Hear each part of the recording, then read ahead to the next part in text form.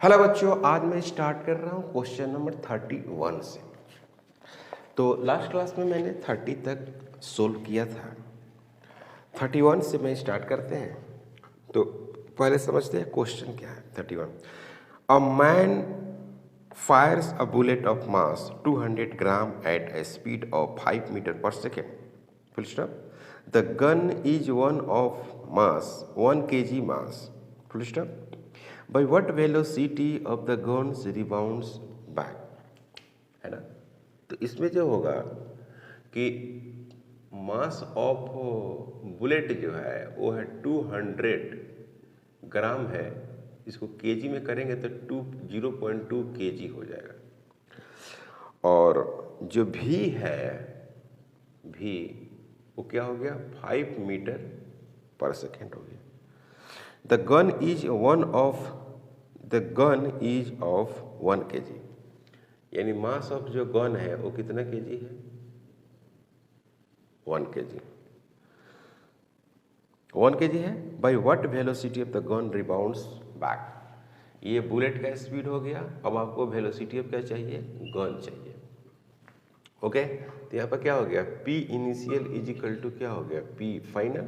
तो P initial तो rest में है और P फाइनल क्या हो जाता है M gun V gun M bullet और V बुलेट। तो M V gun is equal to क्या हो जाएगा minus M bullet V bullet divided बटे M गन। तो V जो हो गया gun is equal to M bullet. तो ये हो गया क्या 0.2 इंटू 5 डिवाइडेड बटे M गन। यहाँ पर क्या हो गया 1, ये निगेटिव साइन है तो ये आ रहा है 1 मीटर पर सेकेंड। भी गन मतलब कि गन का वेलोसिटी पीछे की तरफ होगी 1 मीटर पर सेकेंड से। तो इसका मैग्नीट्यूड अगर लिखेंगे तो कितना लिखेंगे 1 मीटर पर सेकेंड। मैग्नीट्यूड में ही आंसर दिया है तो पहला ही आंसर होगा। अब बात करते हैं बच्चों 32 का, और 32 में पहले समझते हैं क्वेश्चन क्या कह रहा है। कह रहे कि a body of mass 5 kg explodes at rest into 3 fragments with the masses in the ratio 1:1:3 ratio. Full stop. The fragments with equal masses fly in mutually perpendicular direction with a speed 21 meter per second. The velocity of the heaviest fragments in meter per second will be। पहली बात की जो mass of fragment है वो 5 kg का है।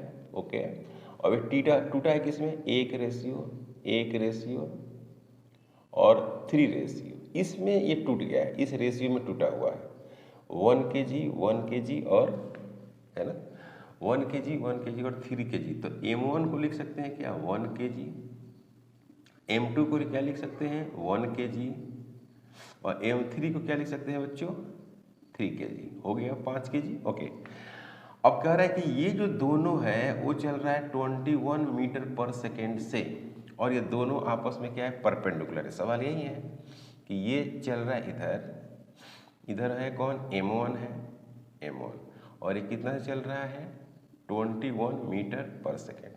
एक इधर जा रहा है ओके, ये कितना है M2, ये भी कितना जा रहा है 21 मीटर पर सेकेंड से।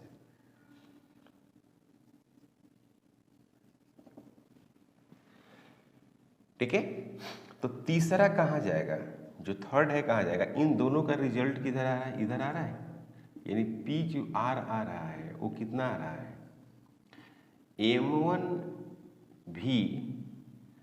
M1 भी इसका स्क्वायर प्लस M2 भी इसका स्क्वायर है कि नहीं। और इधर हो रहा है क्या एक उसका एक फाइनल आएगा इधर, ये P इनिशियल है, ये होगा एक्चुअली क्या P इनिशियल, ये P इनिशियल इधर चला जाएगा। ये आप ऐसा कर सकते हैं PR प्लस P फाइनल, इस तरह से आप कर सकते हैं। मतलब कि इनिशियली तो रेस्ट में है तो ये अभी दोनों क्या होंगे आपस में बराबर हो जाएंगे। ऐसा सवाल मैंने कई बार किया है। तो P फाइनल का मतलब हो गया यहाँ पर P final is equal to PR हो जाएगा, है ना। तो पी फाइनल का वैल्यू कितनी हो जाएगी? पी फाइनल का वैल्यू होगा m3 into v3 is equal to, इसको आप सोल्व करेंगे तो क्या मिलेगा? 21 इसका स्क्वायर और फिर क्या हो गया 21 इसका स्क्वायर। m3 हो गया आपका, m3 इजिकल टू 7 3 हो गया, और ये क्या हो गया v3 is equal to 21 root under 3, ये हो जाएगा कितना 7। तो v3 is equal to 7 root under 3 meter per second, sorry √2 है, √2 मीटर पर सेकेंड, इतना मीटर पर सेकेंड से आएगा। ऐसा सवाल हम लोगों ने कई सवाल सॉल्व कर चुके हैं। इसमें एक्चुअली होता क्या है कि एक्सटर्नल फोर्स, ये बार बार बोल रहा हूँ, एक्सटर्नल फोर्स क्या होता है 0 होता है, तो P इनिशियल बराबर P फाइनल होती है। तो इनिशियली तो रेस्ट में है, इनिशियली क्या है रेस्ट में है, तो ये 0 हो गया। अब यहाँ पर क्या है कि P फाइनल प्लस या P3 लिख सकते हैं आप, अगर लिखना चाहेंगे तो P3 लिख सकते हैं, यानी P3 अब प्लस क्या है PR, ये हो गया। यानी कहने का मतलब है कि P3 is equal to minus PR है, यही लिखा हुआ है। तो यहाँ पर क्या लिखा हुआ, मैग्नीट्यूड के रूप में लिखेंगे तो ऐसा लिख देंगे, हो गया। बात समझे कि नहीं समझे? इस तरह से ये लॉजिक है। ओके, तो आपको सवाल समझ में आई है? ओके, अब बात करते हैं क्वेश्चन नंबर 33 क्वेश्चन नंबर में बच्चे काफ़ी कंफ्यूज होते हैं, कंफ्यूजन रहता है उनको। तो सवाल बड़ा अच्छा है, थ्योरेटिकल क्वेश्चन है, प्योर थ्योरी से क्वेश्चन को ले लिया है। मतलब इसमें पूछा है कि इक्विलिब्रियम का क्या कॉन्सेप्ट, मतलब एक तरह से पूछा है इक्विलिब्रियम की जो कॉन्सेप्ट होती है उसी की ये बात कर रहा है, लेकिन एक प्रॉपर डायग्राम दिया हुआ है और डायग्राम के हेल्प से पूछ रहा है कि इक्विलिब्रियम का क्या मतलब हो सकता है। ठीक है, तो पहले सवाल समझते हैं। Question number 33, A particles moving with velocity v is acted by 3 forces shown by the vector triangle PQR full stop. The velocity of the particle will, कह रहे हैं कि पार्टिकल क्या होगा वेलोसिटी का। 3 फोर्सेस लग रहा है, माने किसी पार्टिकल पर, जैसे मान लीजिए एक पार्टिकल है ऐसे और इस तरह से, फिर क्या है, फिर ऐसे है और फिर क्या है ऐसे।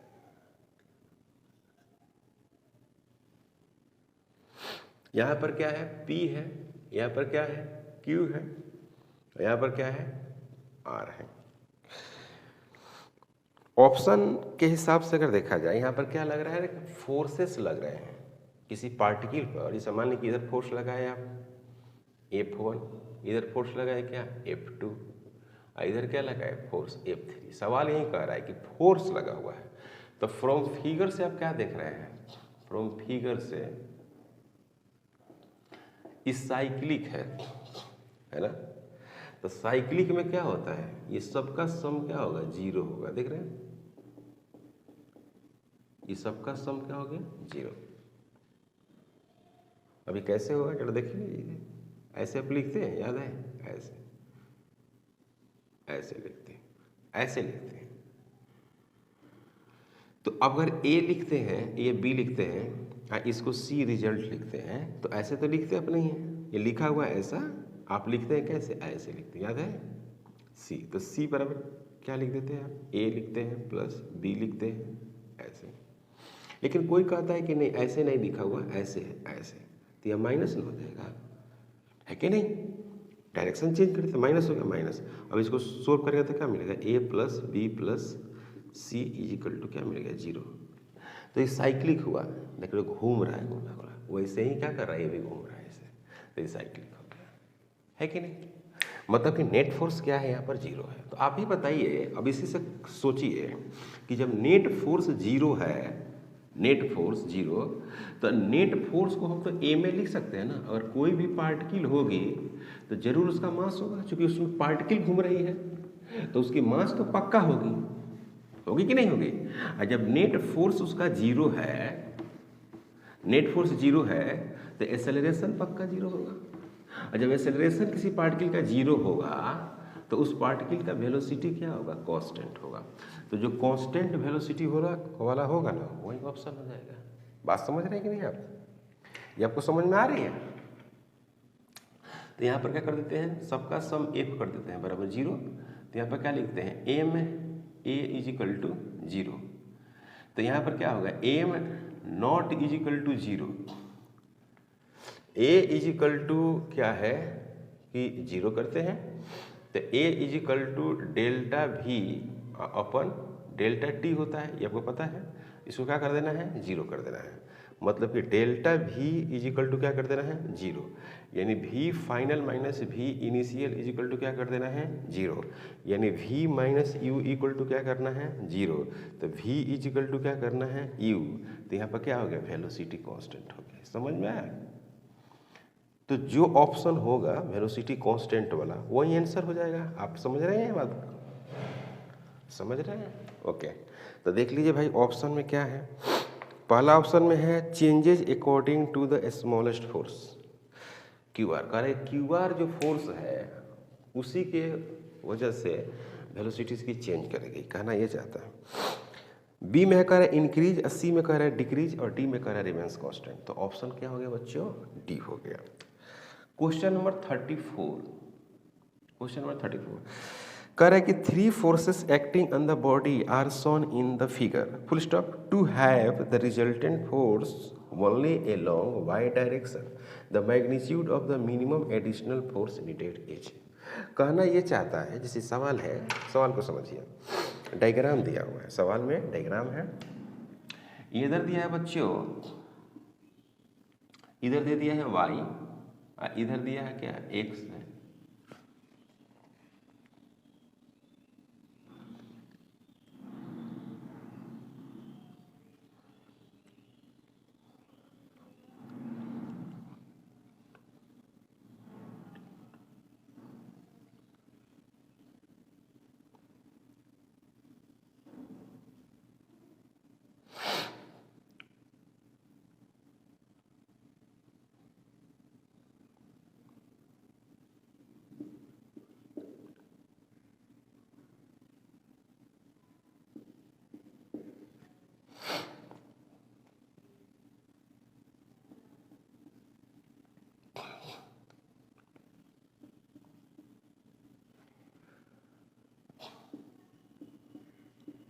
इस तरह से है। अब सवाल समझना ये है, जैसे कहने का मतलब ये है कि ये कह रहा है ना कि क्या किया जाए कि टोटल फोर्स इधरे लगे, नहीं समझे, टोटल फोर्स इधर चला जाए, एफ वाई में टोटल फोर्स चला जाए। बात समझे कि नहीं समझे? अगर मान लीजिए कि कुछ फोर्स एक्स में आ जाता है, इधर आ जाता है, अब इधर तो फोर्स आएगा ही, तो उसका रिजल्टेंट कहाँ चल जाएगा, न एक्स में जाएगा न वाई में जाएगा, इसके बिटवीन चला जाएगा। अगर मान लीजिए कुछ फोर्स इधर आ जाता है और कुछ फोर्स इधर आ जाता है, तो इसका रिजल्टेंट न वाई में जाएगा न एक्स में जाएगा, सीधे क्या होगा, एक्स वाई के बिटवीन चला जाएगा। तो सवाल इसका ये है कि क्या किया जाए, माने इसे क्या किया जाए कि जो फोर्स है वो सिर्फ वाई में चला जाए, नेट फोर्स इसका वाई में चला जाए। ये तभी ना संभव है जब एक्स में फोर्स क्या होना चाहिए, 0 होना चाहिए। बात समझे कि नहीं समझे? तो इसमें है कि if total force in Y, if total force in Y direction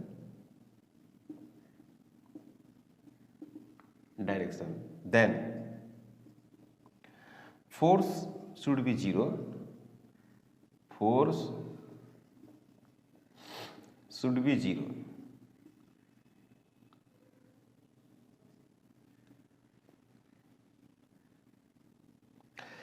If total force in y direction then force should be 0.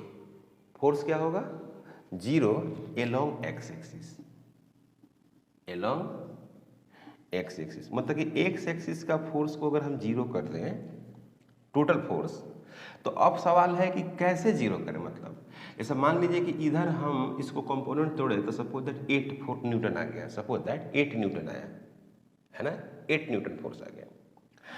इधर कंपोनेंट तोड़े तो कितना आ गया 7 न्यूटन फोर्स आ गया, मान लीजिए 7 न्यूटन आ गया। तो इधर 8 है इधर 7 है, तो नेट फोर्स किधर चल जाएगा, एक्स में चल जाएगा। तो नेट फोर्स जब एक्स वाला जब एक्स प्लस एक्स में जाएगा, इधर फोर्स है ही, तो रिजल्टेड तो इधर नहीं जाएगा वाई में। मेरे कहने का मतलब ये होगा कि 8 न्यूटन अगर इधर है और 7 न्यूटन सपोर्ट इधर है, तो 1 न्यूटन और इधर ऐड कर देंगे, वही आंसर होगा। मतलब कि 1 न्यूटन और इधर ऐड कर देंगे तो ये 7 और 1 8 हो जाएगा, और इधर भी 8 है, तो नेट 0 हो गया। कहने का मतलब ये होगा। तो मैं कुछ नहीं करूँगा, जो x के तरफ जो कंपोनेंट है ना उसको क्या कर देते हैं, 0 कर देते हैं। ओके, तो मान लेते हैं कि इस दिशा में एक Fx फोर्स है, सॉरी मान लेते हैं कि इधर एक F1 फोर्स है, F1। ओके, तो ये 0 हो रहा है, तो इसका कंपोनेंट इधर तोड़ेंगे। देखिए कंपोनेंट तोड़िए, तो कंपोनेंट तोड़ते हैं, तो इधर जब कंपोनेंट तोड़िएगा तो क्या लिखिएगा, -4 cos 60, कोई डाउट, -4 cos 60। इधर इसका कंपोनेंट तोड़िएगा तो ई कितना होगा, ई 30 हुआ, ये कितना होगा 60 होगा।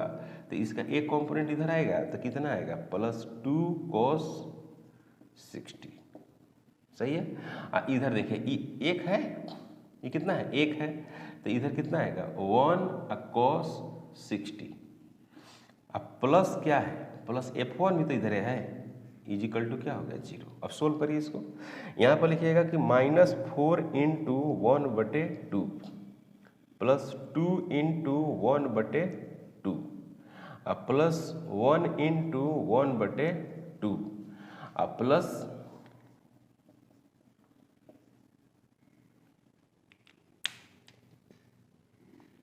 है ना, तो -4। अब इसको मिटाते हैं बच्चों, इसकी कोई ज़रूरत नहीं है।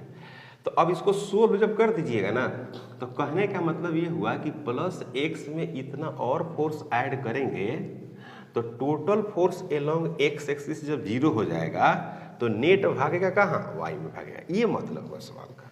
बहुत अच्छा क्वेश्चन है, जल्दी अब बनाइएगा ना तो आपको बनबे नहीं करेगा, आपको समझ में नहीं आएगा बात की ये कह क्या रहा है। तो मैं क्या लिखा हूँ देखिए, अब इसको सोल्व करिए, ये और ये फिर ये और ये, और यहाँ पर क्या होगा 0.5 होगा।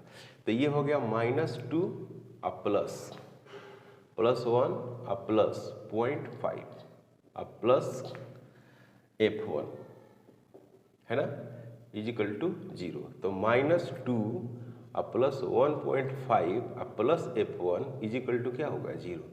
तो -0.5 अब +F1 इजिकल टू क्या हो गया 0।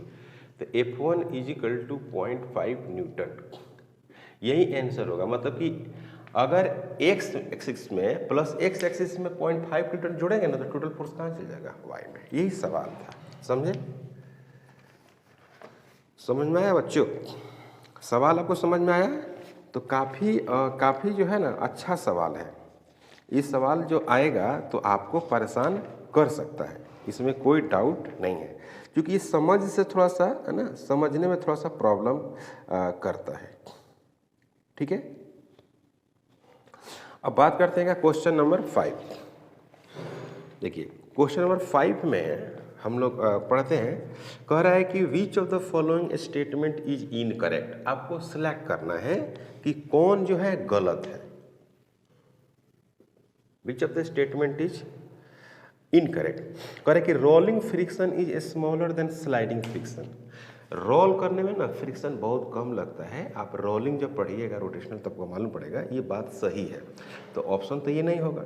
दूसरा है limiting value of static friction is directly proportional to the normal reaction. बिल्कुल सही बात है। देखिए ऑप्शन ए में है, ऑप्शन ए में कि रोलिंग जो फ्रिक्शन है वो स्लाइडिंग फ्रिक्शन से क्या है, कम होती है ना। बात सही है, जो रोलिंग फ्रिक्शन है वो स्लाइडिंग फ्रिक्शन से कम होती है, बिल्कुल सही है। Limiting value of static friction is directly proportional to the normal reaction, ये भी सही है। एफ डायरेक्टली प्रोपोर्शनल होती है नॉर्मल रिएक्शन, ये सही है, ये सही है। See frictional force oppose the relative motion, बिल्कुल सही बात है। इधर अगर v वेलोसिटी से रफ सरफेस पर जा रहा है तो फ्रिक्शन फोर्स कहाँ लगता है, पीछे लगता है। तो ये भी सही है। अब डी ऑप्शन में कह रहा है कोफिशिएंट ऑफ स्लाइडिंग फ्रिक्शन है द डायमेंशन ऑफ लेंथ, बिल्कुल गलत है। तो एफ बराबर जो होता है म्यू एस इंटू एन होता है, तो ये कह रहा है कि mu S is equal to F divided बटे एन, कह रहा है कि ये डायमेंशन होता है, तो ये भी फोर्स है, तो M L T minus two आई भी फोर्स है, M L T minus two, इसका कोई डायमेंशन नहीं होता है, ये क्या है डायमेंशन लेस है पहली बात। तो आंसर कौन होगा, ये होगा, यही आंसर आ जाएगा, है ना। आपको गलत सेलेक्ट करना था, सही सेलेक्ट नहीं करना था, क्या करना था बच्चों, गलत सेलेक्ट करना था। तो तीन जो है ना, तीनों बात सही है, लेकिन हमको सही सेलेक्ट नहीं करना है, हमको तो गलत सेलेक्ट करना है, जो रॉन्ग है वो सेलेक्ट करना है। कोई दिक्कत? ओके। अब हम बात जो करने जा रहे हैं वो है क्वेश्चन नंबर 36। तो 36 में थोड़ा सा डायग्राम है, देखिए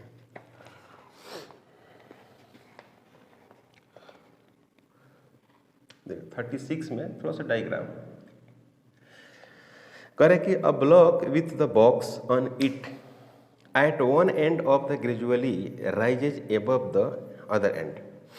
Full stop. As the angle of inclination with the horizontal reaches 30 degree, the box starts to slip and slides 4 meters down the plank in 4 seconds. The coefficient of static and kinetic friction between the box and the plank will be respectively. कह रहा है ना कि इस तरह से है, ऐसे ये हो गया क्या 30 डिग्री। इस तरह से कोई प्लांक है और इसको लगातार ऐसे एंगल से उठाते जाते हैं ऐसे ऐसे, तो कह रहे हैं ना कि ये 30 डिग्री पर है, तो 30 डिग्री पर जस्ट ये स्लाइड होने को है ना। तो इसका अगर आप स्टैटिक की बात करें तो आप ऐसे पढ़े होंगे mu S is equal to tan theta, तो स्टैटिक की लिखिएगा तो mu S is equal to tan theta, तो टेन कितना हो गया, टेन 30 हो गया, तो टेन 30 में क्या होता है √3 1/√3, तो mu S is equal to इसको लिख सकते हैं √3 डिवाइडेड बाई √3 और फिर लिख सकते हैं क्या √3, mu S is equal to √3 divided by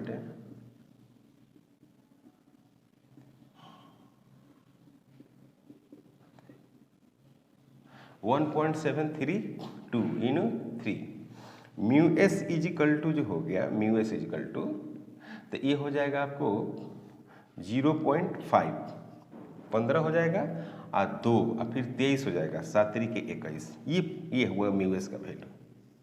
अब कह रहा है कि म्यू के का वैल्यू निकालना है, तो म्यू के का वैल्यू तब आपको निकालना है जब t बराबर कितना लिया है 4 सेकेंड, t बराबर कितना लिया हुआ 4 सेकेंड, और डिस्टेंस कितना चला है, डिस्टेंस चला है 4 मीटर।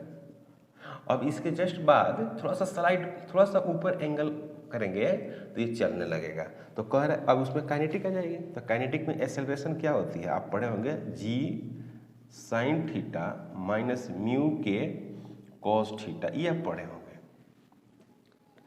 ओके, यहाँ पर देखिए तो s is equal to U T plus 1/2 a into T का स्क्वायर, तो s का वैल्यू कितना है बच्चों 4, इनिशियल वेलोसिटी कितना है 0, 1/2 और a इंटू 4 का स्क्वायर, तो एक 4 से तो एक 4 कैंसिल हो गया, तो यहाँ पर बच गया 1, यहाँ पर बच गया a/2 इंटू 4, इसको कैंसिल करेंगे तो a इज इक्वल टू कितना आएगा 1/2 मीटर पर सेकेंड स्क्वायर। अब a का वैल्यू यहाँ पर पुट कर दीजिए इसमें, इसको फर्स्ट इक्वेशन मान लीजिए और म्यू के का वैल्यू कैलकुलेट कर लीजिए। समझे आप? नहीं समझे या नहीं? तो अब क्या है कि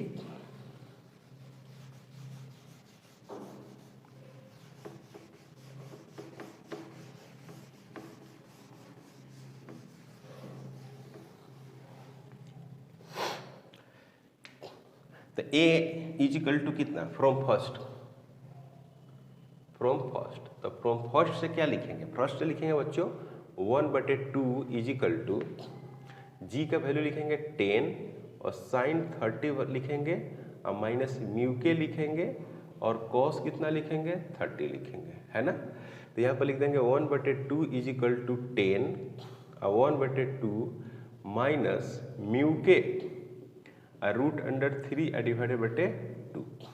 तो 1/2 10/2 1 माइनस म्यू के इंटू क्या हो गया रूट अंडर 3। तो यहाँ पर क्या हो गया 1/10 is equal to 1 minus mu K root under 3। तो 1 कितना 10 minus 1 is equal to minus mu K root under 3 minus 9 divided बटे 10 is equal to minus mu K root under 3। Minus से माइनस कैंसिल होगा तो mu K is equal to 9 बटे root under 3 into 10।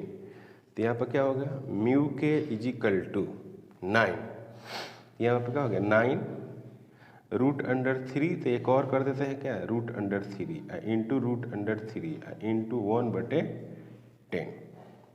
तो ये क्या हो जाएगा ये हो जाएगा 9 इंटू 1.73 और 2 डिवाइडेड बटे 3 इंटू 1/10। तो इसको क्या लिखेंगे बच्चों, इसको आप सोल्व करेंगे तो एक तो ये कट गया ना 3 हो गया ओके। तो यहाँ सब 6 हो जाएगा और 3 इंटू कितना हो जाएगा 3 9 हो जाएगा और 7 इंटू 3 21 और फिर 3 और ये होगा 5 है कि नहीं इंटू 1/10। इसको सोल्व करेंगे तो कितना आएगा 0.5196। तो यहाँ पर क्या होगा 0.5 और यहाँ पर हो गया 2। तो म्यू के का वैल्यू देख रहे हैं ना 0.52 आया है। म्यू के का जो वैल्यू आया बच्चों वो कितना आया 0.52। तो mu K is equal to 0.52। तो आपको पता है कि म्यू एस का वैल्यू 0 ज़्यादा होता है और म्यू के का वैल्यू क्या होता है कम होता है। तो 0.5 और 2 यही आंसर होगा। थोड़ा सा लेंदी था कैलकुलेशन था लेकिन आप प्रैक्टिस करेंगे तो जल्दी बनेगा आपसे, समझे। तो ऑप्शन देख लीजिए 0.5 है 0.6 है। तो पहले स्टैटिक्स बताना है ना। तो बहुत सारे जगह 2 जगह तो स्टैटिक का वैल्यू ज़्यादा है तो आपको बताना है the coefficient of static friction और काइनेटिक फ्रिक्शन।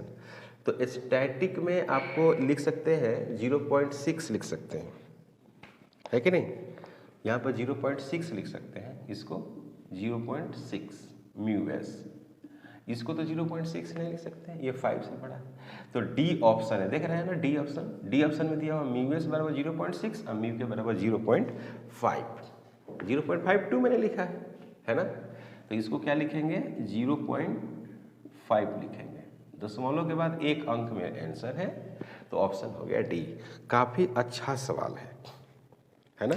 अब क्वेश्चन नंबर 37 लैंग्वेज बहुत बड़ा है। क्वेश्चन नंबर 37 का लैंग्वेज बड़ा है लेकिन सवाल जो है वो आसान है। सवाल मैं आपको पढ़ के सुना देता हूँ। A block A of mass m1 rest on horizontal table. एक कोई मतलब ए जो है एक कोई ब्लॉक है और उसका मास जो है वो m1 है, ठीक है, नाम उसका m1 है। अब वो रेस्ट में रखा हुआ है, माने हॉरिजॉन्टल सरफेस पर रेस्ट में रखा हुआ है। ओके आगे पढ़ते हैं। Full stop. A light string connected to it passes over a frictionless pulley at the edge of table and from its other end another block of B M2 is suspended।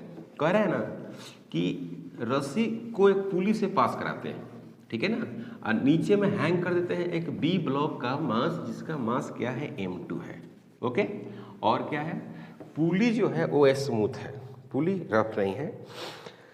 The coefficient of kinetic friction of the block and the table is mu K when the block A is sliding on the table the tension in the string. आपको बताना है कि tension क्या होगा। देखो भाई अगर question को डिजाइन करेंगे तो आपको ऐसा मिलेगा। ये हो गया M1 इसी को ए कह रहा है और इस तरह से एक सरफेस पर रखा हुआ है, इस तरह से एक पुली है और पुली से ऐसे पास करा देते हैं, और ये हो गया बच्चों M2, ठीक है। ये हो गया आपका B। यहाँ पर ये इधर जाएगा तो ये इधर आएगा, आपको पता है। तो हमको क्या निकालना है, हमको निकालना है टेंशन निकालना है। तो सबसे पहला काम तो एक्सेलरेशन निकालना होगा। तो जितना एक्सेलरेशन से ये आएगा उतना एक्सेलरेशन से ये जाएगा, आपको पता है। इसमें भी टेंशन T होगा बच्चों, इसमें भी टेंशन T होगा। इधर क्या लगेगा बच्चों, फ्रिक्शन लगेगा। आपको पता है कि इधर लगेगा M1G, इधर लगेगा नॉर्मल, ओके। इधर लगेगा क्या M2G, इधर लगेगा टेंशन, ओके।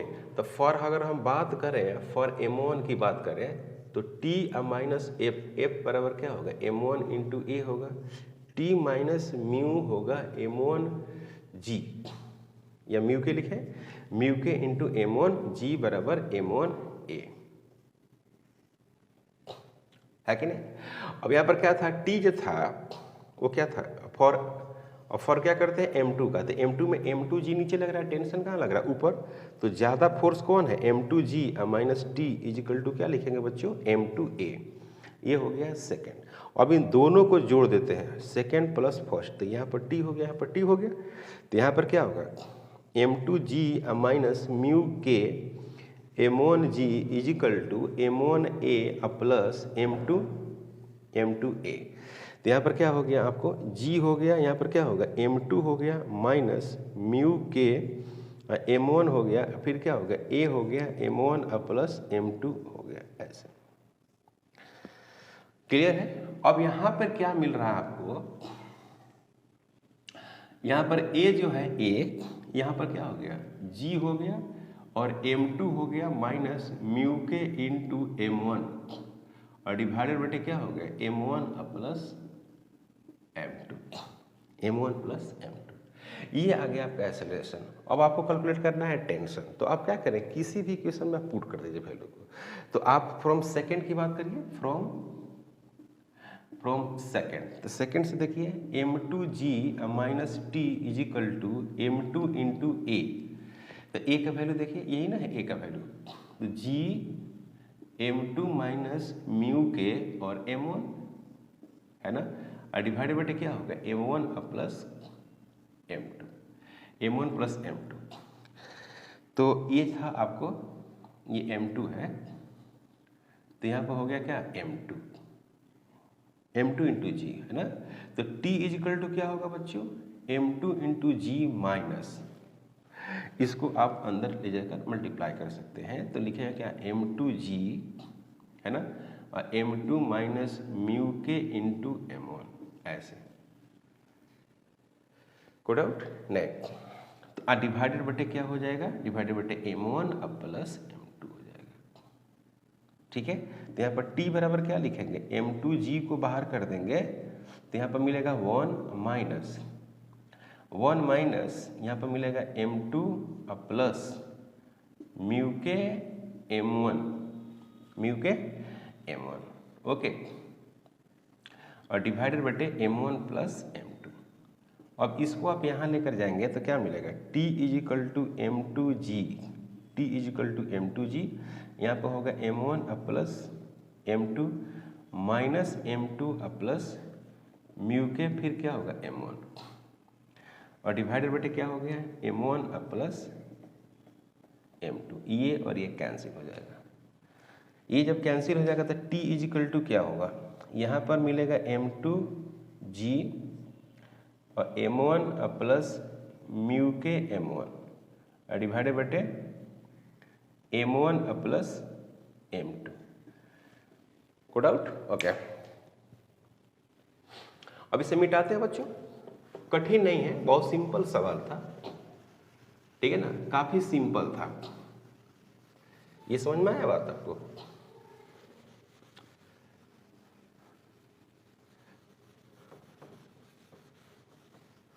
ओके, अब यहाँ देखिए T इजिकल टू यहाँ पर हो गया M1 M2G 1 प्लस क्या हो गया 1 प्लस म्यू के डिवाइडेड बटे M1 plus m1 plus m2 हो गया, है ना। अब सवाल है, हाँ ऑप्शन देख लीजिए, इसमें ऑप्शन है, ऑप्शन फर्स्ट ही है m1 m2 1 प्लस म्यू के इंटू जी और डिवाइडेड बटे m1 प्लस m2। जी यहाँ पर दिए हैं, ऑप्शन में जी यहाँ पर है, ओके। तो ऑप्शन नंबर कितना हो गया बच्चों, ए ऑप्शन हो गया। सेम वैसा ही क्वेश्चन है 38 नंबर भी वैसा ही है, सेम टू सेम। इसमें 3 ब्लॉक है और कोई समस्या नहीं है, सिर्फ ब्लॉक की संख्या बढ़ा दिया है, 3 कर दिया है और सेम है। आपको फ्री बॉडी डायग्राम अगर बनाने आता है, मतलब कि फोर्स डायग्राम अगर आपको लिखने आता है, तो आप काफ़ी आसानी से इसको सोल्व कर सकते हैं। ऐसे पुली मास वाला जो क्वेश्चन होता है वो काफ़ी सिंपल होता है, समझे बच्चों। पुली मास वाला सिस्टम काफ़ी आसान होता है, इसमें ज़्यादा समय भी नहीं देना चाहिए। क्वेश्चन नंबर 38,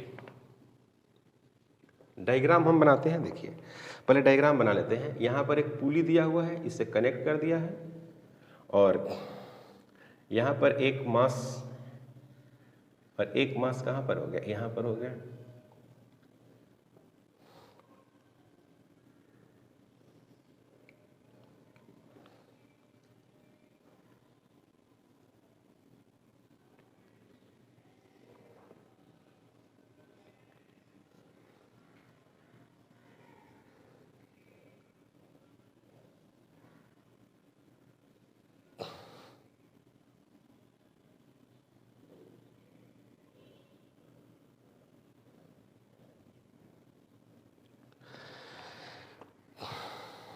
यहाँ भी म्यू है, यहाँ भी म्यू है, okay.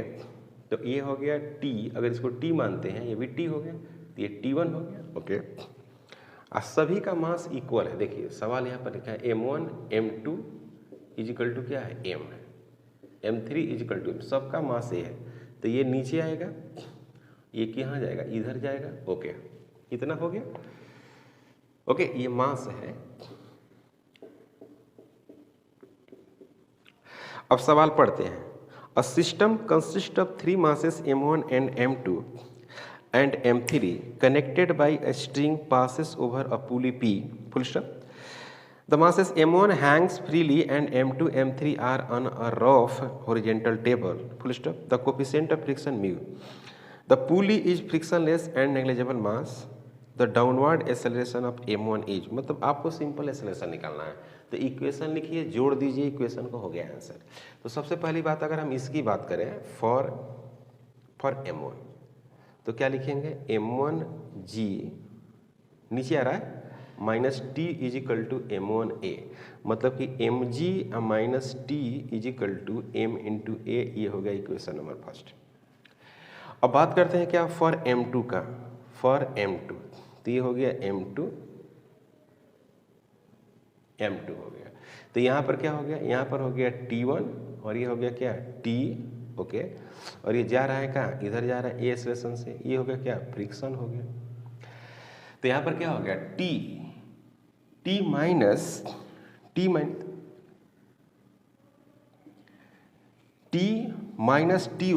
Minus A is equal to क्या होगा, m1 इंटू ए। तो यहाँ पर क्या होगा, T हो गया, T1 हो गया माइनस म्यू mg बराबर m है, एक इक्वेशन ये हो गया। अब कौन इक्वेशन आ रहा है, ये आ रहा है, तो ये इक्वेशन आएगा। फ्रिक्शन पीछे लग रहा है इसमें, है ना भाई, इसमें फ्रिक्शन कितना लग रहा है, इधर लग रहा है, दोनों पर सेम म्यू है तो same friction मिलाएगा।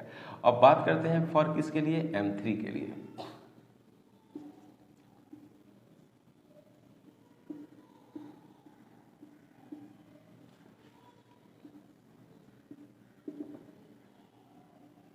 T1 minus friction force बराबर m3 इंटू ए होता है।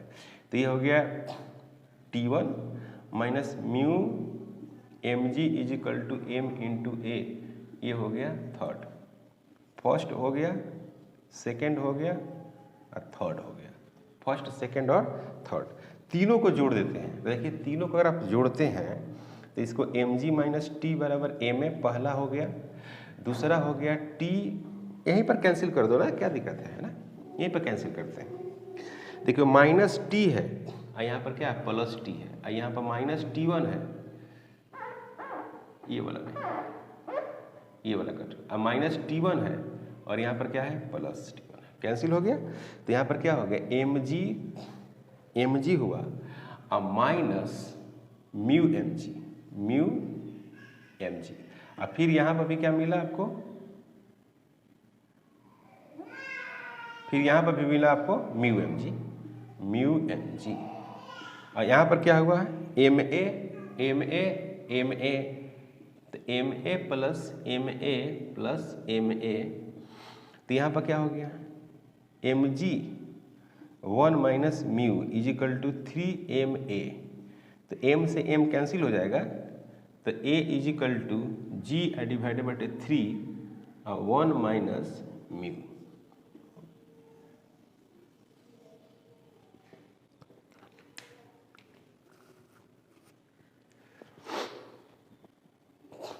को डाउट, सिर्फ फोर्स डायग्राम लिखना है, अगर फोर्स डायग्राम आप लिख दिए तो आपका काम बन गया। तो यहाँ पे जो ऑप्शन है, ऑप्शन में आपको मिलेगा यहाँ पर म्यू एम जी कितना होगा बाबू 2 म्यू एम जी होगा ना, म्यू एम जी और म्यू एम जी कितना होगा 2 म्यू एम जी होगा, तो कट जाएगा तो इतना बच जाएगा। तो option number C, option number क्या है सी है, क्लियर है। अब बात करते हैं क्वेश्चन नंबर 39 क्वेश्चन की बात करते हैं, हटाते हैं बच्चों इसको, ओके।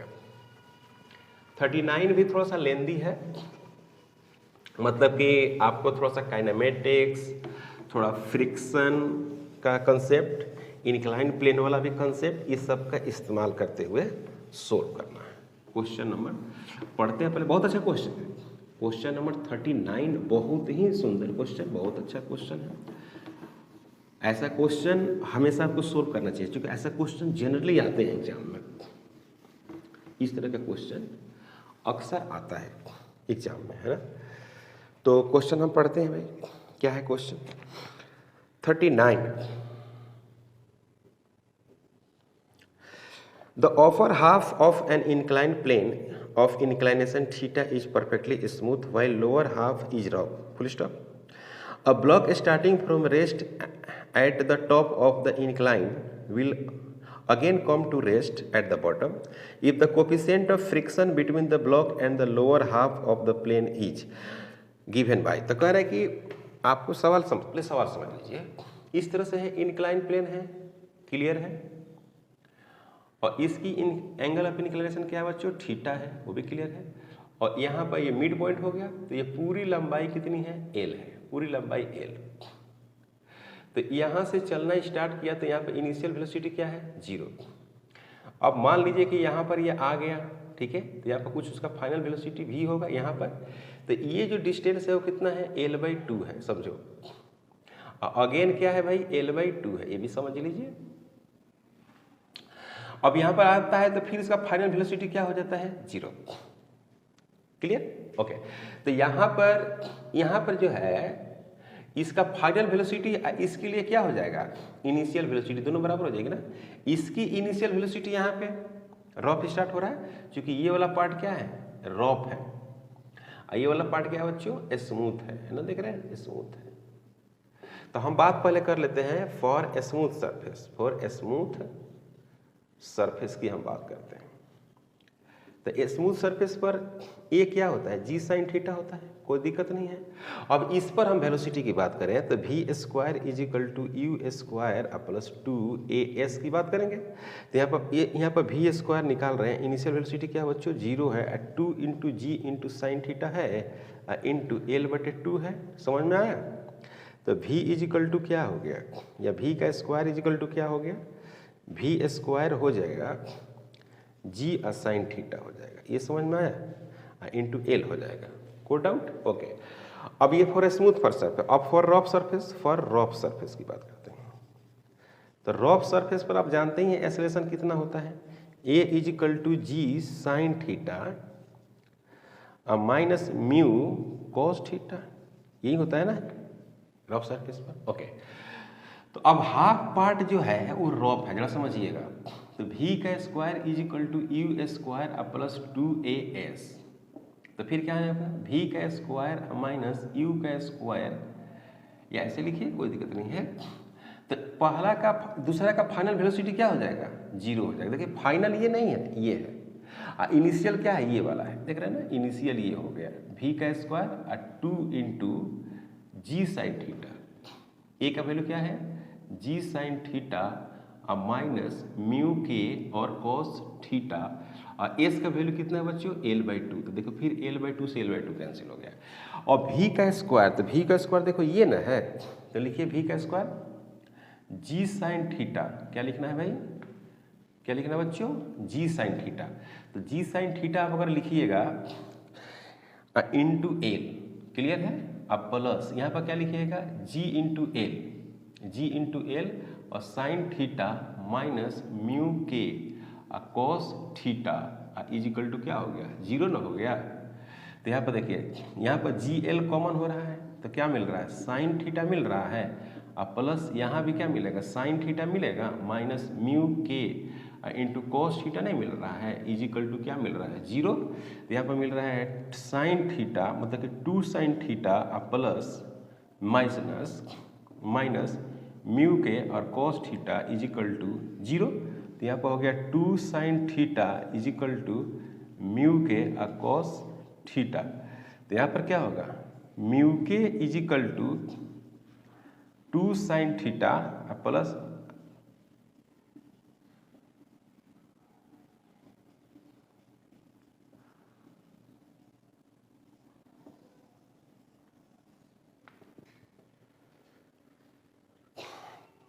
ये आंसर हो गया।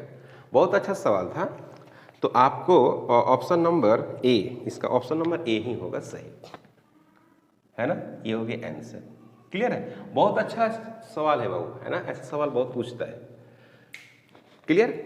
अब क्वेश्चन नंबर 40 की बात करते हैं, मिटाते हैं इसको, ओके। क्वेश्चन नंबर 40 जो है कह रहा है कि अ कन्वेयर बेल्ट, कन्वेयर बेल्ट मतलब वैसा बेल्ट जो रोटेट करता है, जो रोटेट कर रहा है, और वो रफ होगा, रोटेट भी कर रहा होगा, रफ होगा, वैसा बेल्ट जो रोटेट कर रहा है। तो कह रहा है कि एक कन्वेयर बेल्ट है,